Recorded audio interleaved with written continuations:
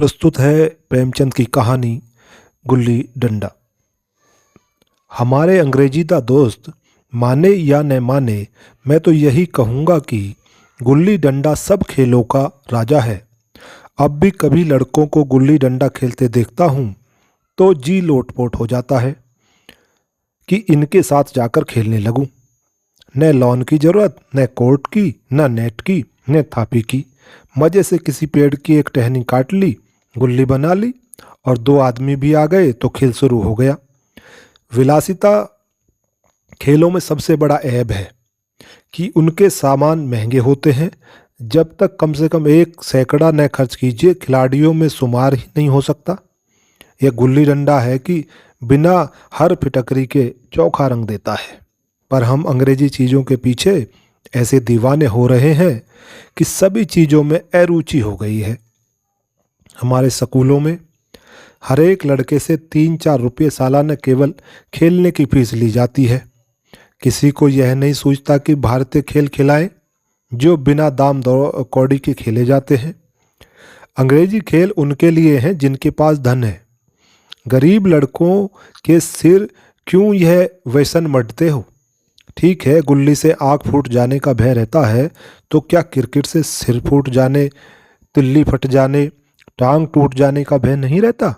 अगर हमारे माथे में गुल्ली का दाग आज तक बना हुआ है तो हमारे कई दोस्त ऐसे भी हैं जो थापी को बैसाखी से बदल बैठे। खैर, यह अपनी अपनी रुचि है। मुझे गुल्ली ही सब खेलों में अच्छी लगती है और बचपन की मीठी स्मृतियों में गुल्ली ही सबसे मीठी है। वह प्रातःकाल घर से निकल जाता, वह पेड़ पर चढ़कर टहनियाँ काटना और गुल्ली डंडे बनाना, वह उत्साह, वह लगन, वह खिलाड़ियों के जमघटे, वह पैदना और पैदाना, वह लड़ाई झगड़े, वह सरल स्वभाव जिसमें छूत अछूत, अमीर गरीब का बिल्कुल भेद ना रहता था, जिसमें अमीराना चौचलों की, प्रदर्शन की, अभिमान की गुंजाइश ही न थी। यह उसी वक्त भूलेगा जब घर वाले बिगड़ रहे हैं। पिताजी चौके पर बैठे वेग से रोटियों पर अपना क्रोध उतार रहे हैं। अम्मा की दौड़ केवल द्वार तक है, लेकिन उनकी विचारधारा में मेरा अंधकार में भविष्य टूटी हुई नौका की तरह डगमगा रहा है। और मैं हूँ कि पैदाने में व्यस्त हूँ। न नहाने की सुधि है, न खाने की। गुल्ली है तो जरासी, पर उसमें दुनिया भर की मिठाइयों की मिठास और तमाशों का आनंद भरा हुआ है। मेरे हमजोलियों में एक लड़का गया नाम का था। मुझसे 2-3 साल बड़ा होगा, दुबला लंबा, बंदरों की सी लंबी लंबी पतली पतली उंगलियां, बंदरों की सी ही चपलता, वही झल्लाहट। गुल्ली कैसी हो उस पर इस तरह लपकता था जैसे छिपकली कीड़ों पर लपकती है। मालूम नहीं उसके माँ बाप थे या नहीं, कहाँ रहता था, क्या खाता था, पर था हमारे गुल्ली क्लब का चैंपियन। जिसकी तरफ वह आ जाए उसकी जीत निश्चित थी। हम सब उसे दूर से आते देख उसका दौड़कर स्वागत करते थे और उसे अपना गोइयाँ बना लेते थे। एक दिन हम और गया दो ही खेल रहे थे। वह पैदा रहा था, मैं पैद रहा था। मगर कुछ विचित्र बात है कि पैदाने में हम दिन भर व्यस्त रह सकते हैं, पैदना 1 मिनट का भी अखरता है। मैंने गला छुड़ाने के लिए सब चालें चली जो ऐसे अवसर पर शास्त्र विहित न होने पर भी क्षम्य है, लेकिन गया अपना दाव लिए बगैर मेरा पिंड न छोड़ता था। अनुनय विनय का कोई असर न हुआ, मैं घर की ओर भागा। गया ने मुझे दौड़कर पकड़ लिया और डंडा तानकर बोला, मेरा दाव देकर जाओ। पैदाया तो बड़े बहादुर बन के पैदने की बैर क्यों भागे जाते हो? तुम दिन भर पैदाओ तो मैं दिन भर पैदता रहूं। हाँ, तुम्हें दिन भर पैदना पड़ेगा। न खाने जाऊं न पीने जाऊं। हाँ, मेरा दाव लिए बिना कहीं नहीं जा सकते। मैं तुम्हारा गुलाम हूँ। हाँ, मेरे गुलाम हो। मैं घर जाता हूँ, देखो मेरा क्या कर लेते हो। घर कैसे जाओगे? कोई दिल लगी है? दाव दिया है, दाव लेंगे। अच्छा, कल मैंने तुम्हें अमरूद खिलाया था, वह लौटा दो। वह तो पेट में चला गया। निकालो पेट से, तुमने क्यों खाया मेरा अमरूद? अमरूद तुमने दिया, तब मैंने खाया, तुमसे मांगने न गया था। जब तक मेरा अमरूद ना दोगे मैं दाव न दूंगा। मैं समझता था न्याय मेरी ओर है। आखिर मैंने किसी स्वार्थ से ही उसे अमरूद खिलाया होगा। कौन निस्वार्थ किसी के साथ सलूक करता है? भिक्षा तक तो स्वार्थ के लिए ही देते हैं। जब गया ने अमरूद खाया तो फिर उसे मुझसे दाव लेने का क्या अधिकार है? रिश्वत देकर तो लोग खून पचा जाते हैं। यह मेरा अमरूद यूं ही हजम कर जाएगा। अमरूद पैसे के 5 वाले थे, जो गया के बाप को भी नसीब न होंगे। यह सरासर अन्याय था। गया ने मुझे अपनी ओर खींचते हुए कहा, मेरा दाव देकर जाओ, अमरूद समरूद मैं नहीं जानता। मुझे न्याय का बल था, वह अन्याय पर डटा हुआ था। मैं हाथ छुड़ाकर भागना चाहता था, वह मुझे जाने न देता था। मैंने गाली दी, उसने उससे भी बड़ी गाली दी, और गाली नहीं तो एक चमाटा भी चमा दिए। मैंने उसे दांत काट लिया, उसने मेरी पीठ पर डंडा जमा दिया। मैं रोने लगा। गया मेरे इस अस्त्र का मुकाबला न कर सका, भागा। मैंने तुरंत आंसू पोंछ डाले, डंडे की चोट भूल गया और हंसता हुआ घर जा पहुंचा। मैं थानेदार का लड़का एक नीच जात के लौंडे के हाथों पिट गया। यह मुझे उस समय भी अपमानजनक मालूम हुआ, लेकिन घर में किसी से शिकायत नहीं की। भाग 2। उन्हीं दिनों पिताजी का वहां से तबादला हो गया। नई दुनिया देखने की खुशी में ऐसा फूला कि अपने हमजोलियों से बिछुड़ जाने का बिल्कुल दुख ना हुआ। पिताजी दुखी थे, वह बड़ी आमदनी की जगह थी। अम्मा जी भी दुखी थी, यहाँ सब चीज़ें सस्ती थी और मोहल्ले की स्त्रियों से घराव सा हो गया था। लेकिन मैं मारे खुशी के फूल आने समाया था, लड़कों से जीट उड़ा रहा था। वहाँ ऐसे घर थोड़े ही होते हैं, ऐसे ऐसे ऊंचे घर हैं कि आसमान से बातें करते हैं। वहाँ के अंग्रेजी स्कूल में कोई मास्टर लड़कों को पीटे तो उसे जेल हो जाती है। मेरे मित्रों की फैली हुई आंखें और चकित मुद्रा बतला रही थी कि मैं उनकी निगाहों में कितना ऊंचा उठ गया हूँ। बच्चों में मिथ्या को सत्य बना देने की वह शक्ति है जिसे हम जो सत्य को मिथ्या बना लेते हैं क्या समझेंगे। उन बेचारों को मुझसे कितनी स्पर्धा हो रही थी, मानो कह रहे थे, तुम भाग्यवान हो भाई, जाओ, हमें तो इस उजड़ गांव में ही जीना भी है और मरना भी। 20 साल गुजर गए। मैंने इंजीनियरिंग पास की और उसी जिले का दौरा करता हुआ उसी कस्बे में पहुंचा और डाक बंगले में ठहरा। उस स्थान को देखते ही इतनी मधुर बाल स्मृतियां हृदय में जाग उठी कि मैंने छड़ी उठाई और कस्बे की सैर करने निकला।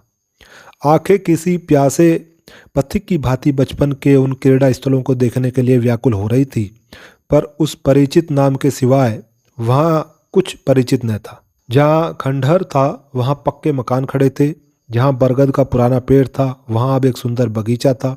स्थान की काया पलट हो गई थी। अगर उसके नाम और स्थिति का ज्ञान न होता तो मैं इसे पहचान भी न सकता। बचपन की संचित और अमर स्मृतियाँ बाहें खोले अपने उन पुराने मित्रों से गले मिलने की अधीर हो रही थी, मगर वह दुनिया बदल गई थी। ऐसा जी होता था कि उस धरती से लिपट कर रोऊं और कहूं, तुम मुझे भूल गई, मैं तो अब भी तुम्हारा वही रूप देखना चाहता हूं। सहसा एक खुली हुई जगह में मैंने 2-3 लड़कों को गुल्ली डंडा खेलते देखा। एक क्षण के लिए मैं अपने को बिल्कुल भूल गया कि मैं एक ऊंचा अफसर हूं। साहबी ठाठ में रौब और अधिकार के आवरण जाकर एक लड़के से पूछा, क्यों बेटा, यहाँ कोई गया नाम का आदमी रहता है? एक लड़के ने गुल्ली डंडा समेटकर सहमे हुए स्वर में कहा, कौन गया? गया चमार? मैंने यूं ही कहा, हाँ हाँ वही। गया नाम का कोई आदमी है तो शायद वही हो। हाँ है तो जरा उसे बुला ला सकते हो? लड़का दौड़ा हुआ गया और एक क्षण में एक 5 हाथ के काले देव को साथ लिया आता दिखाई दिया। मैं दूर ही से पहचान गया। उसकी ओर लपकना चाहता था कि उसके गले लिपट जाऊं, पर कुछ सोचकर रह गया। बोला, कहो गया, मुझे पहचानते हो? गया ने झुककर सलाम किया, हाँ मालिक, भला पहचानूंगा क्यों नहीं। आप मजे में रहे? बहुत मजे में, तुम अपनी कहो। डिप्टी साहब का साइस हूँ। मतई, मोहन, दुर्गा यह सब कहाँ हैं, कुछ खबर है? मतई तो मर गया, दुर्गा और मोहन दोनों डाकिये हो गए हैं। और आप? मैं तो जिले का इंजीनियर हूँ। सरकार तो पहले ही बड़े जहीन थे, अब कभी गुल्ली डंडा खेलते हो? गया ने मेरी ओर प्रसन्न की आंखों से देखा। अब गुल्ली डंडा क्या खेलूंगा सरकार, अब तो पेट के धंधे से छुट्टी नहीं मिलती। आओ आज हम तुम खेलें, तुम पैदाना हम पैदेंगे, तुम्हारा एक दाव हमारे ऊपर है, वह आज ले लो। गया बड़ी मुश्किल से राजी हुआ। वह ठहरा टके का मजदूर, मैं एक बड़ा अफसर, हमारा और उसका क्या जोड़। बेचारा झेप गया रहा था, लेकिन मुझे भी कुछ कम झेप नहीं थी। इसलिए नहीं कि मैं गया के साथ खेलने जा रहा था, बल्कि इसलिए कि लोग इस खेल को अजूबा समझकर इसका तमाशा बना लेंगे और अच्छी खासी भीड़ लग जाएगी। उस भीड़ में वह आनंद कहाँ रहेगा। पर खेले बगैर तो रहा नहीं जाता था।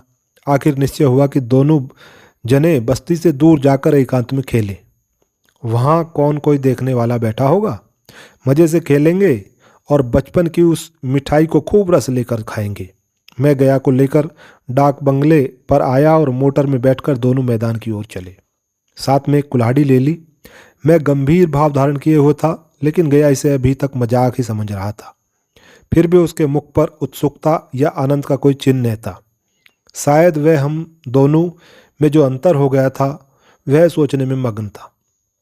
मैंने पूछा, तुम्हें कभी हमारी याद आई थी गया, सच कहना। गया झेपते हुए बोला, मैं आपको क्या याद करता हुजूर, किस लायक हूँ। बाग में आपके साथ कुछ दिन खेलना बदा था, नहीं मेरी क्या गिनती। मैंने कुछ उदास होकर कहा, लेकिन मुझे तो बराबर तुम्हारी याद आती थी। तुम्हारा वह डंडा जो तुमने तान कर जमाया था, याद है ना। गया ने पछताते हुए कहा, वह लड़कपन था सरकार, उसकी याद न दिलाओ। वह मेरे बाल जीवन की सबसे रसीली याद है। तुम्हारे उस डंडे में जो रस था वह तो अब न आदर सम्मान में पाता हूँ न धन में। कुछ ऐसी मिठास थी उससे कि आज तक उससे मन मिठास होता रहता है। इतनी देर में हम बस्ती से कोई 3 मील निकल आए हैं। चारों तरफ सन्नाटा है। पश्चिम की ओर कोसों तक भीमताल फैला हुआ है, जहाँ आकर हम किसी समय कमाल के पुष्प तोड़ ले जाते थे और उसके झुमके बनाकर कानों में डाल लेते थे। जेठ की संध्या केसर में डूबी चली आ रही है। मैं लपक कर एक पेड़ पर चढ़ गया और एक टहनी काट लाया। चटपट गुल्ली डंडा बन गए। खेल शुरू हो गया। मैंने गुच्ची में गुल्ली रखकर उछाली। गुल्ली गया के सामने से निकल गई। उसने हाथ लपकाकर जैसे मछली पकड़ रहा हो, गुल्ली उसके पीछे जाकर गिरी। यह वही गया है जिसके हाथों में गुल्ली जैसे आप आकर बैठ जाती थी। वह दाएं बाएं कहीं हो, गुल्ली उसकी हथेली में ही पहुंचती थी, जैसे गुल्लियों पर वसीकरण कर डाल देता हो। नई गुल्ली, पुरानी गुल्ली, छोटी गुल्ली, बड़ी गुल्ली, नोकदार गुल्ली, सपाट गुल्ली, सभी उसे मिल जाती है, जैसे उसका हाथों में कोई चुंबन हो जो गुल्लियों को खींच लेता हो। लेकिन आज गुल्ली को उससे प्रेम नहीं रहा। फिर तो मैंने पैदाना शुरू किया। मैं तरह तरह की धांधलियाँ कर रहा था, अभ्यास की कसर बेईमानी से पूरी कर रहा था। हुज जाने पर भी डंडा खेले जाता था। हालांकि शास्त्र के अनुसार गया की बारी आनी चाहिए थी। गुल्ली पर जब ओछी चोट पड़ती और वह जरा दूर पर गिर जा पड़ती तो मैं झटपट उसे खुद उठा लेता और 2 बार झाड़ लगाता। गया सारी बेकायदियाँ देख रहा था, पर कुछ न बोलता था, जैसे उसे वह सब कायदे कानून भूल गए। उसका निशाना कितना अचूक था। गुल्ली उसके हाथ से निकलकर टन से डंडे में आकर लगती थी। उसके हाथ से छूटकर उसका काम था डंडे से टकरा जाना। लेकिन आज वह गुल्ली डंडे में लगती ही नहीं। कभी दाहिनी तरफ जाती, कभी बाएं, कभी आगे, कभी पीछे। आध घंटे पैदाने के बाद एक बार गुल्ली डंडे में आ लगी। मैंने धांधली की, गुल्ली डंडे में नहीं लगी। बिल्कुल पास से गई, लेकिन लगी नहीं। गया ने किसी प्रकार का असंतोष न प्रकट किया। न लगी होगी। डंडे में लगती तो क्या मैं बेईमानी करता? नहीं भैया, तुम भला बेईमानी करोगे। बचपन में मजाक था कि मैं ऐसा घपला करके जीत पचता। यही गया गर्दन पर चढ़ बैठता, लेकिन आज मैं उसे कितनी आसानी से धोखा दिए चला जाता था। गधा है, सारी बातें भूल गया। सहसा गुल्ली फिर डंडे में लगी और इतनी जोर से लगी जैसे बंदूक टूटी हो। इस प्रमाण के सामने अब किसी तरह की धांधली करने का साहस मुझे इस वक्त भी न हो सका। लेकिन क्यों ना एक बार सच को झूठ बनाने की चेष्टा करूं। मेरा हर्ज क्या, मान गया तो वाह वाह, नहीं तो 2-4 हाथ पैदना ही तो पड़ेगा। अंधेरा का बहाना करके जल्दी गला छुड़ा लूंगा, फिर कौन दाव देने आता है। गया ने विजय के उल्लास में कहा, लग गई, टन से बोली। मैंने अनजान बनने की चेष्टा करके कहा, तुमने लगते देखा? मैंने तो नहीं देखा। टन से बोली है सरकार, और जो किसी ईंट में लग गई हो। मेरे मुख से यह वाक्य उस समय कैसे निकला इसका मुझे खुद आश्चर्य था। इस सत्य को झूठलाना वैसा ही था जैसे दिन को रात बताना। हम दोनों ने गुल्ली के डंडे में जोर से लगते देखा था, लेकिन गया ने मेरा कथन स्वीकार कर लिया। हाँ, किसी ईंट में ही लगी होगी, डंडे में लगती तो इतनी आवाज़ नहीं आती। मैंने फिर पैदाना शुरू कर दिया, लेकिन इतनी प्रत्यक्ष धांधली कर लेने के बाद गया की सरलता पर मुझे दया आने लगी। इसलिए जब तीसरी बार गुल्ली डंडे में लगी तो मैंने बड़ी उदारता से दाव देना तय कर लिया। गया ने कहा, अब तो अंधेरा हो गया है भैया, कल पर रखो। मैंने सोचा कल बहुत सा समय होगा, यह न जाने कितनी देर पैदाए, इसलिए इसी वक्त मामला साफ कर लेना अच्छा होगा। नहीं, अभी बहुत उजाला है, तुम अपना दाव ले लो, गुल्ली सुझेगी नहीं, कुछ परवाह नहीं। गया ने पैदाना शुरू किया, पर उसे बिल्कुल अभ्यास नहीं था। उसने 2 बार टांड लगाने का इरादा किया, पर दोनों ही बार हुच गया। 1 मिनट से कम में वह दाव पूरा कर चुका। बेचारा घंटा भर पैदा, पर 1 मिनट में ही अपना दाव खो बैठा। मैंने अपने हृदय की विशालता का परिचय दिया। 1 दाव और खेल लो, तुम पहले ही हाथ में हुच गए। नहीं भैया, अब अंधेरा हो गया, तुम्हारा अभ्यास छूट गया। क्या कभी खेलते नहीं? खेलने का समय कहाँ मिलता है भैया। हम दोनों मोटर पर जा बैठे और चिराग जलते जलते पड़ाव पर पहुंच गए। गया चलते चलते बोला, कल यहाँ गुल्ली डंडा होगा, सभी पुराने खिलाड़ी खेलेंगे, आप भी आइएगा। जब आपको फुर्सत हो तभी खिलाड़ियों को बुलाऊंगा। मैंने शाम का समय दिया और दूसरे दिन मैच देखने आया। कोई 10-10 आदमियों की मंडली थी। कई मेरे लड़कपन के साथी निकले। अधिकांश युवक थे जिन्हें मैं पहचान नहीं सका। खेल शुरू हुआ। मैं मोटर पर बैठा बैठा तमाशा देखने लगा। आज गया का खेल, उसका यह नैपुण्य देखकर मैं चकित हो गया। टांड लगाता तो गुल्ली आसमान से बातें करती। कल की सी वह झिझक, वह हिचकिचाहट, वह बेदिली आज न थी। लड़कपन में जो बात थी आज उसने प्रौढ़ता प्राप्त कर ली थी। कहीं कल इसने मुझे इस तरह पैदाया होता तो मैं जरूर रोने लगता। उसके डंडे को चोट खाकर गुल्ली 200 गज की खबर लाती थी। पैदने वालों में एक युवक ने धांधली की। उसने अपने विचार में गुल्ली लोभ ली थी। गया का कहना था गुल्ली जमीन में लगकर उछली थी। इस पर दोनों में ताल ठोकने की नौबत आई। युवक दब गया। गया का तमतमाता हुआ चेहरा देखकर डर गया।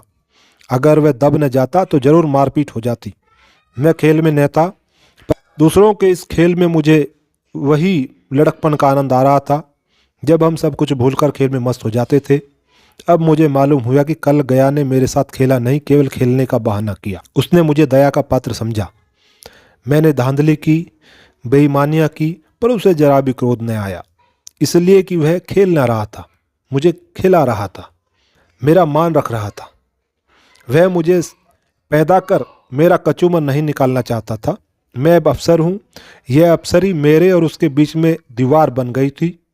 अब मैं उसका लिहाज पा सकता हूँ, अदब पा सकता हूँ, सहचर्य नहीं पा सकता। लड़कपन था तब मैं उसका समकक्ष था।